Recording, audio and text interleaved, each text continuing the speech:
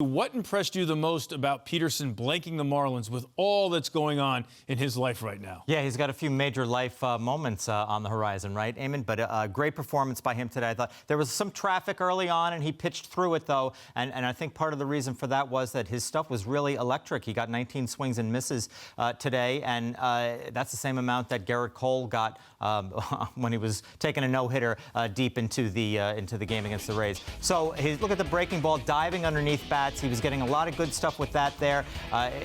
Complementing it was a 93-mile-an-hour fastball on average. You know, Peterson, I think we sort of always forget about him. His previous 3 starts weren't great. He's coming off not a great outing against Milwaukee in his most recent start, and then he delivers nicely here. I think we kind of forget sometimes how good he really is. And I mean, until the injuries came, you know, we were thinking about this guy taking a big leap forward in the Met rotation. He may be on the cusp of doing just that, Eamon, at a time when they really, really need it. Yeah, and he really, really needed it as well, as you pointed out. There was other good pitching news for the Mets on Monday as Buck Showalter confirmed that Max Scherzer is set to pitch in a rehab start for AA Binghamton on Tuesday. If all goes well, Scherzer could get the start for the Mets on Sunday against the Marlins in Miami.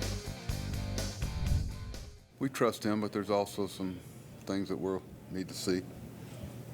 And if you know Max, I don't think he's going to go down there and allow the team. He's competitive in that. Heck, we had the Brooklyn hitters off him here the other day, and he was trying to punch them out.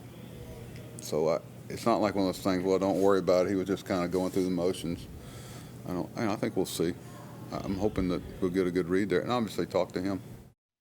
Just to confirm, JJ, when he said the Brooklyn hitters, he's talking about the Cyclones, not your men's league, right? No, I'm retired from the men's league. You weren't facing, but not our roster, no. You weren't facing Max Scherzer? No, that was not a good one. JJ, obviously this is a huge boost for the Mets to get him back, but what kind of a performance will you be expecting from Scherzer after more than a month off? I think Max Scherzer is going to be Max Scherzer. I mean, that's the fierce, fiery competitor that he is. Now, I think the biggest struggle for the New York Mets is going to be Max Scherzer. The idea that he's going to want to go out and throw 7 1/3 innings, and he's going to go and throw 110 or 115 pitches, and that's where Buck Showalter and Jeremy Hefner and the Mets brass basically has to be like, all right, big dog, we need you in September, we need you in October, we don't want you going and just blowing out the arm to the point where you have nothing left at the end of the year. And that is a concern with Scherzer, because I keep going back to this last year, fellas. He completely ran out of gas in the National League Championship Series against the Atlanta Braves because of the usage, and he was pitching out of the bullpen. He closed out Game 5.